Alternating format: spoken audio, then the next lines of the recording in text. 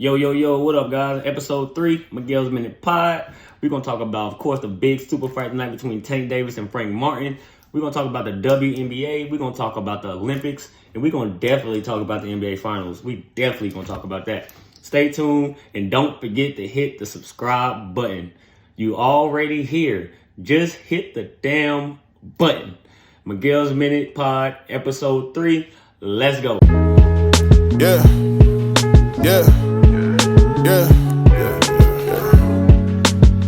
home in a minute, baby. Yeah, hey, got no time for the birds, ain't no time for the bees. Man, they get on my nerves. What's good, people? Let's go ahead and get into it, man. First thing first, y'all need to go check out my man Stats. Go listen to his music. That song right there, Daddy's Home, a hit. Y'all have to go check him out. Stats Harlem 122 on IG. Stats Harlem 122 on IG. Go check him out. But let's go ahead and get to it, man. We got the super fight tonight between Tank Davis and Frank Martin. It's gonna be a great night in Vegas. They're gonna have a great time in Vegas, regardless whether Frank wins, lose, or draw. They're gonna have a great damn time. But I am gonna tell you this: it's gonna be a long night for that brother. It is gonna be a long night for him. I'm gonna be honest with you. I don't see a world where he wins this fight at all. Now, can he keep up? That's something to be determined. I don't know. We don't know yet. To be honest, Frank is pretty inexperienced, but he doesn't fight like it. But I will say this. Gervonta Tank Davis is like a master in boxing. He has this shit down to like the perfect science.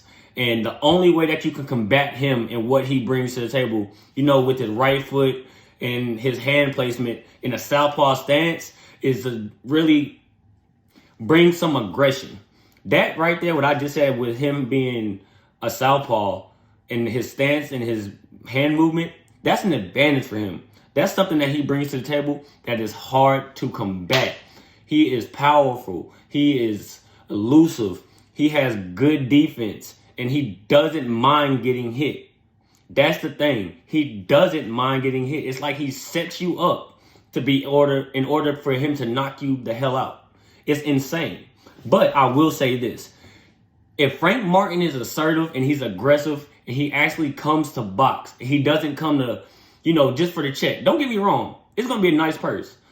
It's going to be some good pay-per-view money. But this is his moment. He's going against the face of boxing.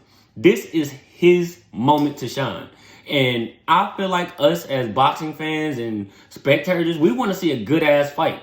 We don't want to see you get knocked the fuck out in the third round. We don't want to see that. That is whack as hell. And it is a waste of our money for the people that buy the pay-per-views and enjoy the fights. But I will say this. Tank has a sixth sense for shit. From what I've seen in his previous fights, that he sees shit coming. And I think he knows that Frank is going to be ultra aggressive in this fight. And I think he's going to use that to his advantage against Frank. And that's something that Tank has really done, throughout all his fights in order for him to be great. He has great accuracy. He has speed. He has it all. And don't get me wrong. Frank Martin is not a damn scrub. He is not. I'm not saying that by any sense of the word.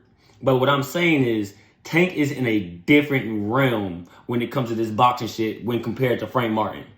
This is damn near a downgrade fight for Tank, to be honest. I think this is just, okay, I need some quick money. Let's go ahead and just get his ass in and get his ass out. That's what it is. Because really, Ryan Garcia and then go to fight Frank Martin, it's a downgrade.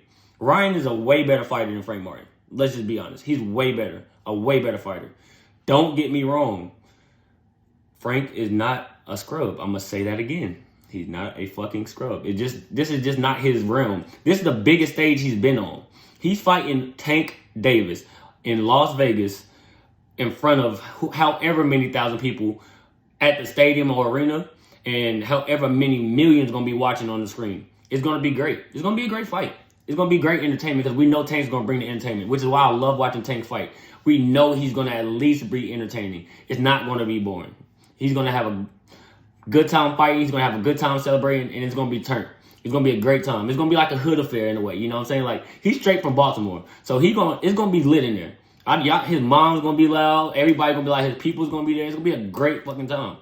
But we want to see a good fight. We don't want to see a second round knockout. My prediction personally is shit going to go to like 5 or 6, maybe 7. But I don't see it going beyond that. He's too fucking strong. He's too aggressive. And I don't think Frank can combat that. Tank has that advantage of him being so low to the ground that when he goes to really like punch you hard, it's like he's using a launch pad, like a power pad or something, and that shit just hits you, and there's nothing you can do to combat it. We've seen what happened with Ryan in that last fight. Ryan got hit in the ribs or in the body, whatever you want to call it, and he immediately dropped to the ground. I don't think you guys understand that. These boxers train their bodies to be able to withstand these type of hits. They literally train their bodies for that. So for that to happen to a professional, a guy whose body is trained to take hits like that, is crazy. You got to understand the severity and the power that he actually possesses to understand what I'm telling you guys. But you never know. I mean, he likes to play with his food a little bit. Like, that's something that he likes to do. It just, we'll see. I don't know. He's very athletic. He controls the fight. He fights with pace. That's something that's very underrated about him. He fights with a lot of pace. But we'll see. I don't know. I mean, he's usually down on 1 judge's or 2 judges' scorecards in the fight a little bit throughout, and that's when he starts turning it up. So we'll see as far as when, they start fighting where he is on the scorecards and when he actually turns it up. But he's not going to lose this fight. I don't see it. If he does, it would be crazy. If I'm a betting man, which I am, I'm going to put a bet in. I'm going to put 2 in because that's the type of shit I do. Whatever. I'm going to put 1 in on Tank, of course. And I'm also going to put 1 on Frank. I love the underdog story. Shit, if he wins, I win. I'm cool with that. I don't see it happen. Don't get me wrong. I don't see it happen. But it could. It's very possible. I don't know, but we'll see. We'll see. I don't know. But let's get into some basketball, man. That's my expertise. My football, basketball, baseball is my expertise. We're going to talk about a little basketball, though, man. We're going to talk about the WNBA. We're going to talk about the Olympics. And we're also going to talk about the NBA Finals. I don't really want to talk about it because it's been so disappointing. But we're going to talk about it. It's only right. Miguel's Minute Pod, Episode 3. Stay tuned. Yeah. Yeah. Yeah.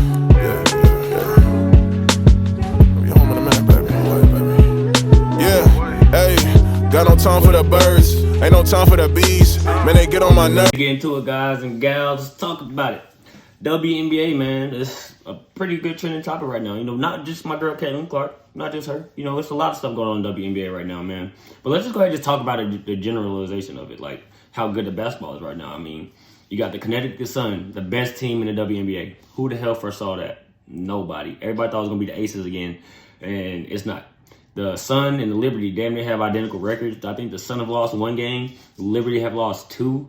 I'm pretty sure that's what it is. The Sun's number 1, the Liberty number 2 in the conference. That's really, really good for both of those teams. I mean, 2 franchises who had a little bit of a letdown last year. The Sun losing to the Liberty and the Liberty losing to the Las Vegas Aces in the finals. I mean, we'll see. I think that inevitable is going to happen with those 2 meeting again. But we'll see. I mean, you never know in that division. The Dream are playing really well also. And then you have Chicago there, the 4th seed. You just never know. It's just like the NBA, man, or any other sport. Any given day, anybody can come in and beat you. But, the Aces, though, let's talk about them, man. They're struggling. And I don't think anybody foresaw this. I think everybody thought they were going to come out guns a-blazing. They've been talking about a 3-peat all summer, all spring after they won it. And it's just not looking like that right now. I mean, it could be because the general is out. Chelsea Gray's not playing right now. She doesn't come back until the beginning of next month. They need her. They desperately need her. I mean, I watched them play the Liberty today, and Kelsey Plum should not be their point guard. I'm just saying. I'm just going to bring that up. Chelsea Gray is the key to that team. If anything, if we've seen that, we even seen that in the finals last year. I mean, they struggled without her. They did struggle without her last year when she got hurt. But we'll see. I mean, I anticipate Becky to, do something as far as shaking the lineup up a little bit, or maybe, just praying and hoping that they don't fucking free fall until Chelsea gets back. But even when she does get back, she's supposedly playing in the Olympics. Is she going to actually play, or is she going to just wait until the next Olympics and just, be there for her team or whatever? We'll see. I think she's going to play in the Olympics, though, but we'll see. But even in the Western Conference, the Lynx, they're really good this year. I mean, nobody really foresaw that either. But Seattle, of course, and then the Aces are the 3rd seed. But, I mean, to be honest, I still think the Aces are going to come out. But I do think they need to make a move. I think they need a move to make a move for a big, like a real legit big that can combat like the Jonquel Joneses of the world, the Brittany Grinders, if they end up playing them or something like that. They have to have somebody that combats them. Because right now, A'ja Wilson, don't get me wrong, she's the best player in the league. And it's not close. But what I will say is she can't do it all by herself down there in the paint. In every game I've seen, she's literally the Lone Ranger in the paint. She does it all. She rebounds. She blocks shots. She does everything in the paint and guards the best paint player on the other team, which is going to be something that can possibly wear her down some as the season goes on and as they get into the postseason. But we'll see. I don't know. I do honestly think they do need a trade for, I don't know. I'm not sure of all the bigs in the WNBA right now, but I mean, shit, they can go try to get an Elena Deladon. That would be a great pickup for them. And Elena Deladon on that team, go ahead and give them another one. They need to try to get somebody like that. Like they got Candace Parker last year. They need to try to get somebody like that this year because they need more paint presence besides just A'ja. She's going to do what she does. She's going to get you 20 and 10. You can just go ahead and mark that in the book. For all my gambling people, there we go. That's another gem for you. Every game, A'ja Wilson, you take her points and you take her rebounds because she's going to get both of them. And she's good for a block, at least a block, and a steal. She's the best defensive player in the league, and she's probably the best or second or third best offensive player in the league. She's going to be there every night. And she shows up. But it's the rest of her team that doesn't do it on a consistent basis, which is why they're struggling. But, you know, the league is growing. Like, people are actually watching. Like, today, LeBron was at the game. Damian Lillard was at the game. Rich Paul. All of them was at the game. That's huge. Like, LeBron James at a WNBA game, that's big. Like, that's not a small thing. That's actually huge. And for that league to have that kind of exposure is not going to do anything but help them grow in the future. I mean, that's the type of thing that's going to take for them to grow.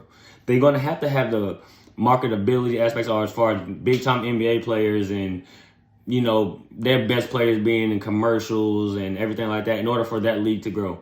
That is the only way that league is going to grow. I mean, don't get me wrong. Caitlin Clark is doing her part, which is why it's crazy she's not on the Olympic team, but we'll talk about that in the next segment.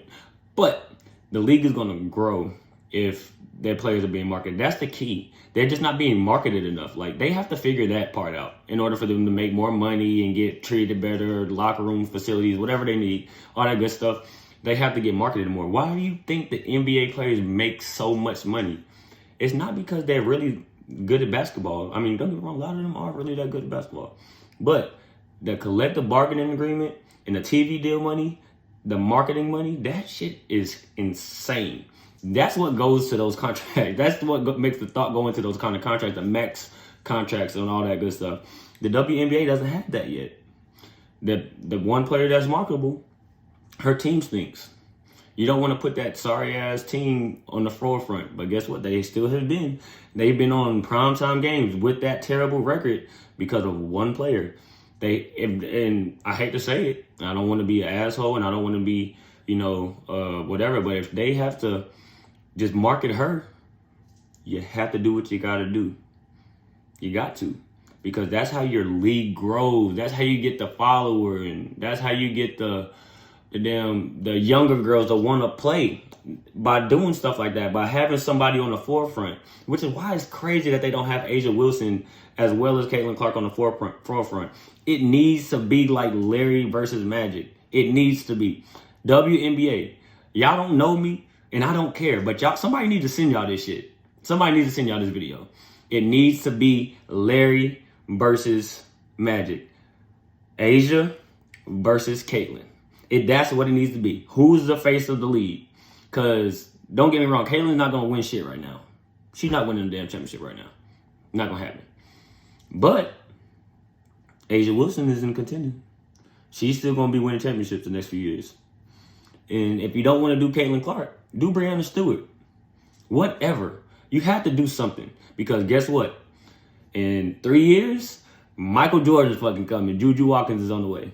And she is going to be the one that really takes this shit to another level. She's going to be the one. Like, Caitlin Clark is doing her part right now. A'ja doing her part right now. All of them are doing their part right now. But when Juju Watkins steps foot on the WNBA court, whoever she plays for, guarantee you it's probably going to be the Sparks. I could almost bet my bottom dollar it's going to be the Sparks. LA or maybe New York. But I don't see New York being that bad.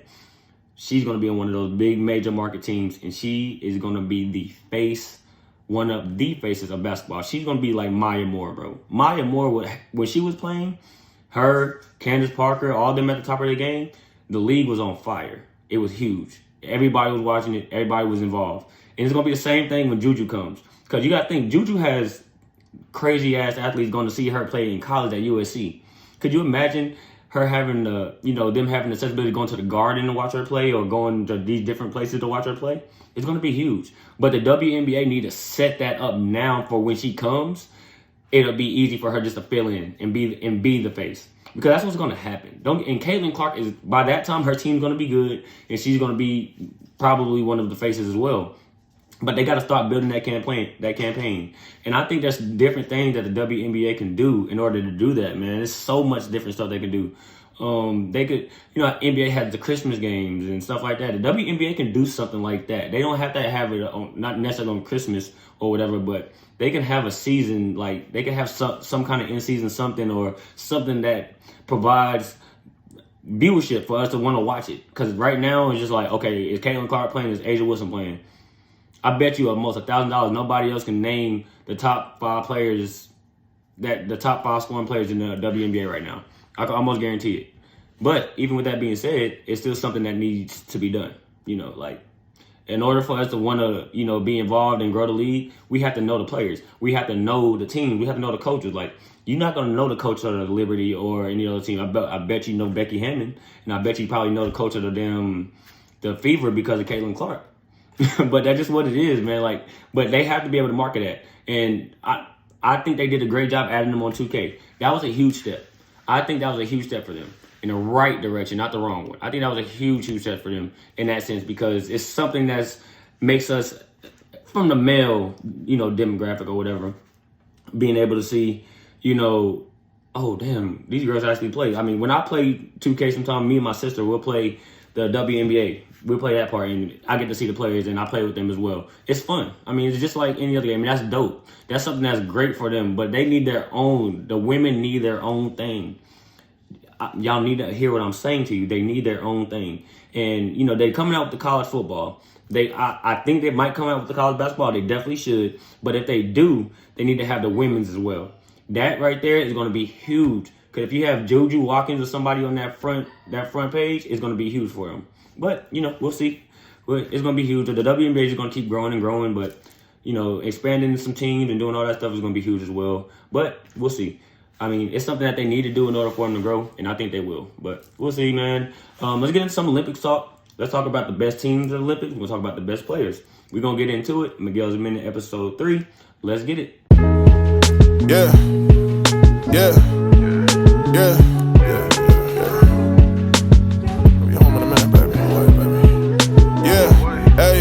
Got no time for the birds, ain't no time for the bees. Man, they get on my nerves. Let's go ahead and talk about it, man. Olympics, man. I love the fucking Olympics, bro. It's one of my favorite events, man. Every 4 years, bro. It's something that the world loves. It's not just us in America or Canada or whatever. It's the world. It's a world thing, man. I love to see the cultures and how different countries celebrate winning and everything, man. I love it, man. But we're going to talk about the basketball aspect of this thing, man. Man, this is probably one of the most competitive Olympic tournaments in recent history, to be honest with you, man. You got the United States, of course. Them and Canada have qualified. I mean, a lot of these teams that are, like, ranked high haven't even qualified yet, man. I mean, Spain is supposedly the second-ranked team in the world, and they haven't even qualified yet. They still have to do that. I'm sure they will, but whatever. You got them. You got Slovenia. You got Greece. You got, Canada. I just spoke on them, man. You got the Bahamas, who actually have a pretty decent team, man. They got DeAndre Ayton, Buddy Hield, Eric Gordon, man. They have a pretty good team as well, man. But, this is probably going to be the most competitive Olympics that we, at least my age of folk, I'm not going to tell y'all my age, but whatever. I'm not going to tell y'all my age, have seen, man. But I anticipate great basketball, man, or great bump, as we Hoopers say, man. It's going to be a great bump. I mean, you got LeBron, Steph, and KD. This is their last Olympics. Even if Kawhi plays, which I don't think he will, but whatever. If he plays, this is the guys that we seen in their proms are about to retire. This is their last go round. It's gonna be an exciting and kind of bittersweet moment for us, man. This is something that's gonna be huge for the nation. But just those 3 names I just named alone is crazy. And then you got the new guys, the Anthony Edwards of the world, the Tyrese Halliburtons. Those guys also, man, here to put their mark on basketball and Team USA as well, and be the next guys, you know, along with some guys that were kind of left out, you know, but should have been included. But whatever, we get into that in another pod, man. But it's gonna be very competitive. I mean, we got France. They got the Twin Towers for real now. They got Rudy and Victor. Man, that's gonna be crazy. Good luck's going on inside on them guys, man. But it's gonna be a good time, man. I mean, great bump all around. And then you got these qualifying tournaments that's about to start taking place as well at the beginning of July. I mean, there's one that's gonna be where Luka and Giannis gonna have to play each other. That's big, man. Like, those are not only 2 of the top 5 players in the NBA, but 2 of the top 5 players in the world. Like, on those 2 separate teams. I mean, I'm not sure who else Greece has, but they got Giannis and, you know, Slovenia got Luka. So, whatever. And then you got Jokic and all those guys on that other team from Serbia, man. It's going to be great. It's going to be a great time. It's going to be great basketball, man. This is, you know, the Olympics is the time where we get to see the really, like, the best of basketball. Like, literally the purest form. Like, the overseas rules aren't the same as the NBA rules. It's a lot more physical. It's what we love to see in sports. We love to see the physicality and the competitiveness. This is like a championship. This is literally championship play basketball every single game in the Olympics. I mean, we've seen it. We've watched it. We've seen the documentary, the Redeem Team documentary with Kobe and what he did to his own teammate, Pau Gasol. Like, this is the moment that this breeds. And, you know, the main thing that I think we're going to take out of this is the next leap for Anthony Edwards from Team USA aspect, but we're also going to see how much better the world has gotten in basketball in general. And that's on both sides, men and women's. The world has gotten a lot better. Don't get me wrong. The women are probably still going to dominate. They're going to be overwhelming favorites in every single game. Nobody's probably going to beat them, and it might not even be close games. But the world has still gotten better. I mean, you got Jonquel Jones and those players. They all have on different teams as well. Like, it's going to be Arika. She's going to be on an African team. It's going to be great, man. Like, it's going to be good basketball all around. But as far as the men's side, man, I'm very excited to see this, man, because these guys are, not only do they play against each other year-round as far as basketball, like the NBA, but now they're going into the Olympic competition where they're representing their countries. And that's a bigger, like, stamp than representing your team. And if you're in the NBA and you play for the Dallas Mavericks, you can get traded at any moment and be on another team. You can't get traded to countries and go be in another country, man. That's not, you know, that's not how it works. But I do anticipate the United States to win gold. I think we're just too much, man. Like, I don't know if Embiid and Kawhi are playing, but even if you exclude those 2 guys, and regardless of who you put in there, I think it should be maybe Kyrie and Jalen Brunson at the guard, and you can put anybody damn near at that other forward position or that other center position. Like, thinking, I'm off the top of my head, it's not really too many dominant centers in the NBA, but for me, you would probably get a guy like a Miles Turner, 3-and-D, big man, perfect for the international game. It's not too many other bigs, man. But with that being said, it's going to be great, man. It's going to be good for us as basketball fans and good for other people who aren't even basketball fans to watch, just to see how, like I said, the world has gotten better. It's not just the United States players. These kids and these young players are probably some of the most athletic and gifted and skilled players I've ever seen. And that's part of evolution. Like, that's part of the game. You want to see that. You want to see the people that come after you be better and learn from where you lacked or whatever. But we're going to see the world and how far they came, because it was a time where it was just United States and a couple other teams. You probably can put 12 to 13 teams out there right now and be like, damn, that's a good team. Like, they got a chance. I mean, it's because they have a team full of, a lot of these countries have NBA players on their team. You got to think, the NBA is becoming more and more international by the year. Like, more international players get drafted year by year by year by year. It's something that just keeps happening. It's going to be a continuous cycle because the international basketball is so far ahead than us. It's just something that, it's just the truth. It just is what it is. But at the end of the day, something that us as Americans are going to have to realize is that we can't take our foot off the gas. And we still have to proclaim ourselves and show that we are the best in the world. It is what it is. And I think we're going to do that. I mean, I don't see a world where Steph Curry, LeBron James, and Kevin Durant let us lose. I don't see it. I truly don't see it. I don't see us losing. Maybe we might lose one of the games, maybe. And that might be because we had a letdown, but I don't see it really happening, man. LeBron in the Olympic competition, he brings it. He brings it on both ends, and he goes out there to make a point. And this is his last one. The fact that this is his last Olympics is something that's going to, resonate with not only us as his fans, but him. Like, he's going to truly put that uniform on and be like, damn, this is the last time I'm putting this uniform on. We cannot go out with a bronze medal like he did the first time he put it on in 2004. Can't go out with a bronze. You got to go out with gold, buddy. No ifs, ands, or buts about it. But, that's neither here nor there. We're going to go back. I'm going to double back a little bit and talk about the women's side. I'm going to stand on my business. I'm going to stand on my 2 feet. And I'm going to stand on what I said before in the previous pod. Caitlin Clark should be on that team. And she maybe not as far as the talent. But if you guys want people to watch the sport, which is what y'all are so big on, and you want to grow the sport, and as far as women's basketball goes, there's no reason besides envy and jealousy that she's not on that team. That's the only reason. No other reason. But that's neither here nor there either. I mean, that's part of the game. Like, that's part of the business aspect. And it kills me and blows my mind that the commissioner for the women's national team came out and said what she said. It's not about viewership and da-da-da-da-da. Yes, it is. You're a liar. You are literally a liar.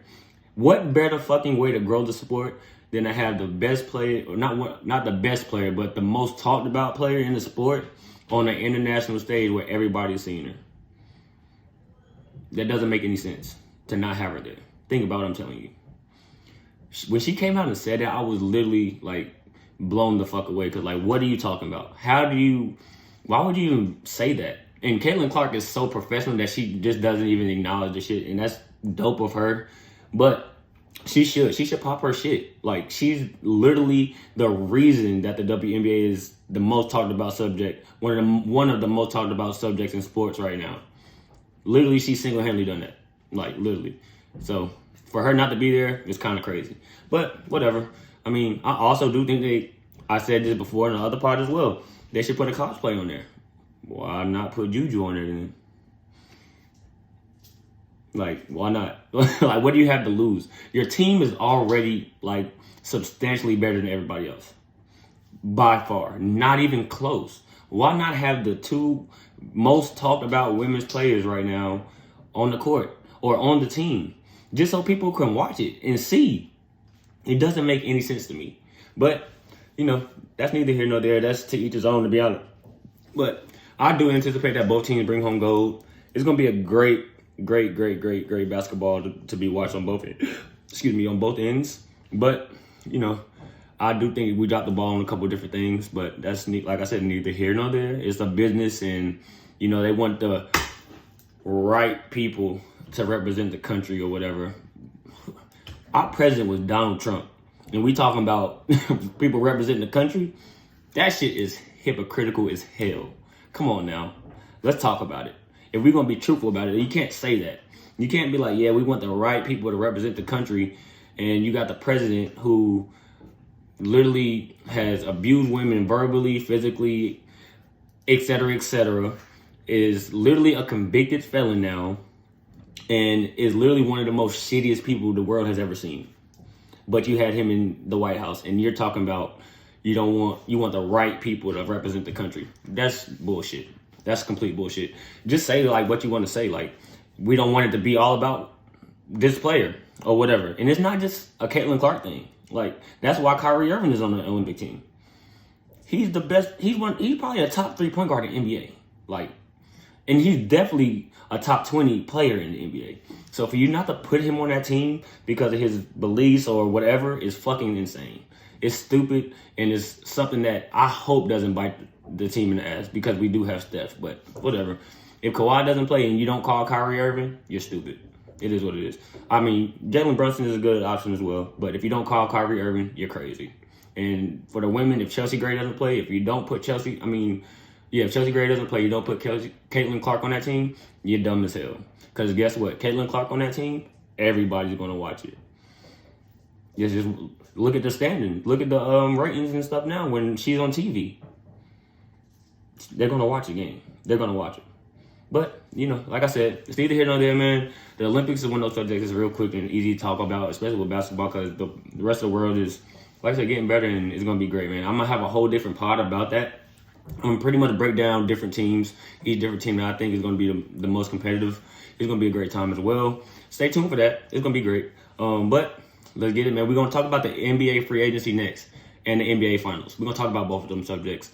Let's go ahead and get into it. Miguel's Minute Podcast, episode 3. Let's go. Yeah. Be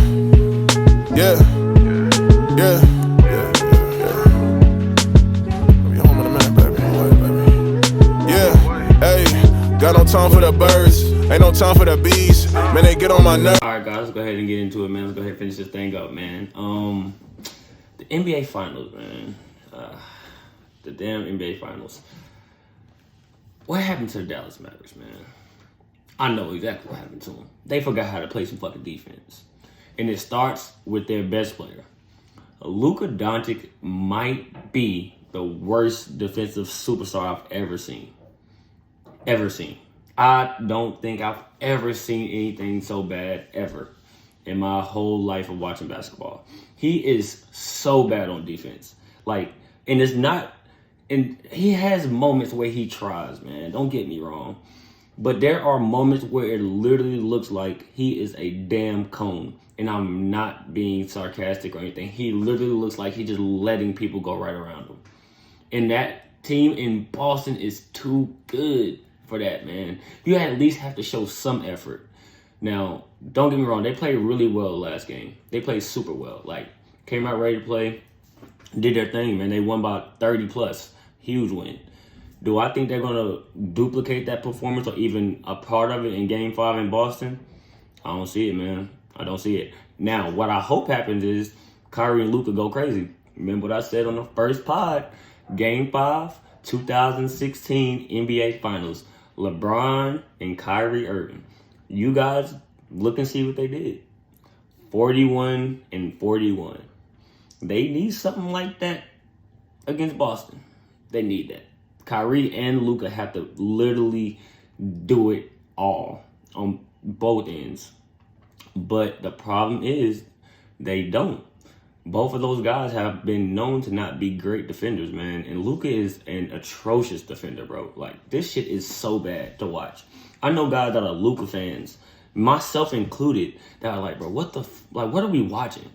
I can't watch him cry and be terrible on defense. He already gonna cry. We know he gonna do that every game. But he cries and sits there and a 4-on-5 happens, and Boston is too good to not capitalize on. They capitalize on them every time. You're a detriment to your team, Luka, if you're not bringing it on defense, bro. Last game you did. You played with a lot of energy and effort. It's like you had a new life.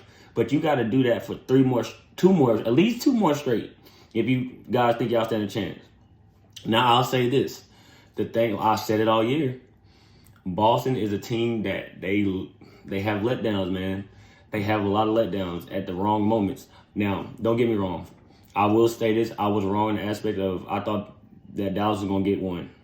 But Boston, they look like they want it. They want it really bad. Jaylen Brown, he wants it. Drew Holiday wants another one. They want to win one for Al Horford. They want to do it for Porzingis. They obviously want to win to show that Joe Mazzulla can actually coach. But Dallas can bring it, man. They brought it as a team last time. It has to be that the rest of the way. But it has to start with the head of the snake, and that's Kyrie and Luka. Those two guys have to bring it on both ends, or it's going to get very, very, very, very dark in Game 5 in Boston. Because it's already hard enough to win in Boston as it is. We've all heard of how the stories of how Boston and how the janitors and shit do it in Boston and everything. They literally try to do everything to help you lose. We heard the story about when LeBron in them Game 6, when he was with the Heat, when a 10-minute bus ride turned into almost an hour, and they got to the stadium with 40 minutes left to warm up and everything before the game started. it's known that Boston, they be on bullshit. So it is what it is. But Dallas, man, they have a team that can compete, and they have a team that can do it on both ends, man. But it starts with the head of their snake, man.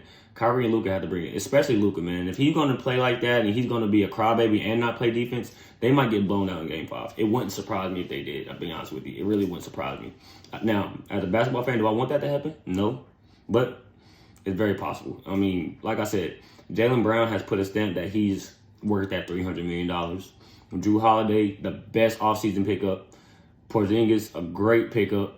Like, the rich literally got richer this summer. Like, it is what it is. And this team wins this championship, it can be the start of something special for those guys, to be honest with you. It's going to be hard for teams to beat them. They're young. They're deep. They have all the pieces, and they have a young coach as well, man. And that team is hungry. And if they can keep that hunger and they can keep what they have, that team can be a dynasty, man. I mean, I don't see too many teams that have two 24, 25-year-olds playing at the highest level and doing what they're doing. I mean, and then you add a Derek White, and then you add a Jrue Holiday, who probably has a good 2-3 more years, like good 2-3 more years as well. Like, that's going to be huge for them, man. And they're going to only get better. I mean, of course, there's things they can do this summer to get better as well. Deepen their bench, maybe a little bit more, which they really don't need, but whatever. Maybe get a true PG, but they don't really need that either. But, they can. That's what makes them so good, man. They're so versatile. They're so good on both ends. They literally switch everything. They have so much versatility on offense as well. And then they have Porzingis when he's healthy, the guy that unlocks that team. So, I mean, it's going to be hard to beat them in the future, to be honest with you. But, I mean, as far as this series goes, I think it's over. I mean, we've seen it. We've seen a team come down from 3-1 before. The GOAT. But, nevertheless, we've seen that before, man, and Kyrie was on that team. So, we'll see, man. He knows what it takes. It's not like he doesn't know. And I'll tell you this. If Dallas wins Game 5, uh-oh. Because there's certain players I don't want to see in Game 7. I don't care how good he is on defense. I don't want to see Luka Doncic in no Game 7. Not no Game 7. Hell to the no. That shit would be like haunting to those guys. Jason Tatum and Jaylen Brown better put it away in Game 5.